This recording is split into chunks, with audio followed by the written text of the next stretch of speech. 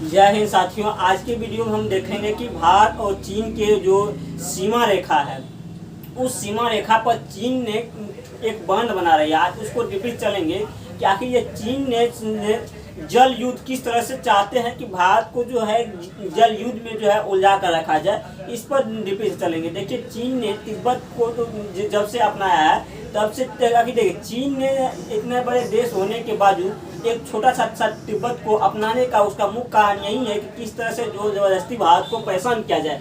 इसको लेकर के जो है चीन ने तिब्बत की सीमा के पास जो है गंगा नदी पर जो है गंगा की ही सहायक नदी है, उस पर बांध बना जा रहा है। आखिर किस तरह से, देखिए, उन्होंने एक जल युद्ध कहा जाए तो जल युद्ध करने की तैयारी कर रहे हैं। युद्ध कई प्रकार के होते हैं, जल युद्ध, थल युद्ध, जल युद्ध, स्थल युद्ध, वायु युद्ध, उसके बाद एक होता है शीत युद्ध। शीत युद्ध अक्सर खास करके शीत युद्ध जो है अमेरिका और रूस के पास जो है कई दशकों से चल रहे हैं। देखिए, जानते हैं आज जो जल युद्ध के बारे में जानेंगे। सब युद्ध तो पढ़ लिए है, जल युद्ध में होता क्या है कि चीन जो है तिब्बत के सीमा रेखा पर जो है गंगा की जो है सहायक नदी, गंगा से कई नदियां निकलती हैं, उस नदी पर उन्होंने बांध बनाते हैं, और जिससे कहीं न कहीं हम लोग के लिए एक गलत संकेत है।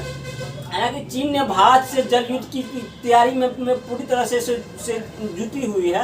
अरुणाचल प्रदेश की सीमा से होकर के, देखिए चीन को देखिएगा, उसमें अरुणाचल प्रदेश के सीमा से होकर के जो है ड्रेन, यानी कि उसके बाद ड्रेन नेपाल होकर के जो उन्होंने है एक इस बांध को बनाया जा रहा है। भारत और चीन के ट्रांजैक्शन पर विशाल बांध बनाना, भारत और चीन के ट्रांजैक्शन पर एक विशाल बांध बनाना कहीं कहीं ये एक जल युद्ध की संकेत दे रहे हैं। सैटेलाइट की तस्वीरों से कुछ साझा तस्वीर आए हैं वहाँ की बांध की, जब भारतीय सैटेलाइट की वहाँ से जब तस्वीर ली।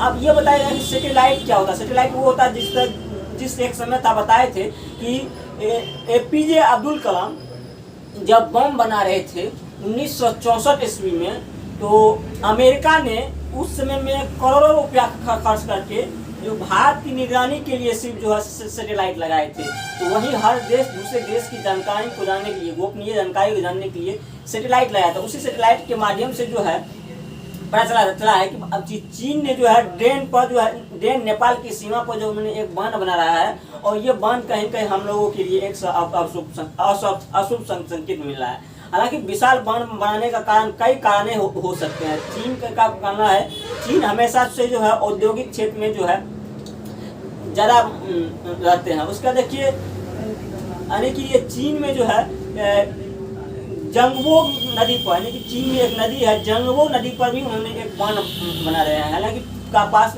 बने रहने के लिए भविष्य में ड्रैगन इस इलाके के पानी को नियंत्रण करने की, अब चीन चाह रहे हैं कि अपने इलाके के पानी को नियंत्रण करने की। औद्योगिक क्षेत्र में चीन हमेशा औद्योगिक क्षेत्र में ज़्यादा रहा है। चीन चाहते हैं कि उस पर बांध बना करके जो है उनसे बिजलियां उत्पन्न की जाए, और देश में सबसे ज़्यादा बिजली जो है उसका जो एक मनोकामना है, देश की पूरी क्षेत्र में जो है चीन से ही बिजली आए। जिस कारण से देखिए कि चीन आज बताए थे, हम कई बार इस बात की जिक्र किए थे, जिस खिलौने से बच्चे खेलते हैं उसी खिलौने को चीन में बच्चे बनाते हैं। जिस खिलौने से बच्चे खेलते हैं उसी खिलौनों को चीन के बच्चे बनाते हैं।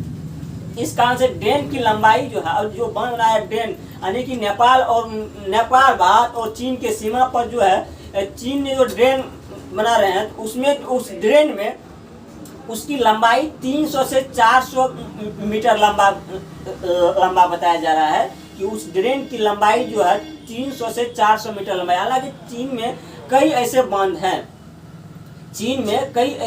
बांध है शुरू से ही एक, जिस प्रकार से अभी हम आपको दिखा पा रहे होंगे कि चीन ने कई ऐसे बांध बना करके जो है उनसे बिजलियां उत्पन्न करते हैं। साथ ही साथ देखिए होता क्या कि मोटर को चलाने के लिए अगर उसमें बांध की लगा बना करके उसमें मोटर सेट किया जाता है, और मोटर के माध्यम से बिजलियाँ उत्पन्न की जाती है, और उस बिजलियाँ से जो है एक फैक्ट्रियाँ में, बड़ी बड़ी फैक्ट्रियाँ में सस्ते दामों में बिजलियाँ उन्हें मुहैया की जाती है। कोई भी देश चाहेगा अगर उनके पास समुद्र है, उस समुद्र का पे बांध बना करके जो है उनसे बिजलियां उत्पन्न करते हैं, उसी बिजली से जो है अपने फैक्ट्रियां चलाते हैं, तो सस्ते दामों में उन्हें फैक्ट्रियां बनते हैं। यही एक मुख्य कारण बनाते हैं कि चीन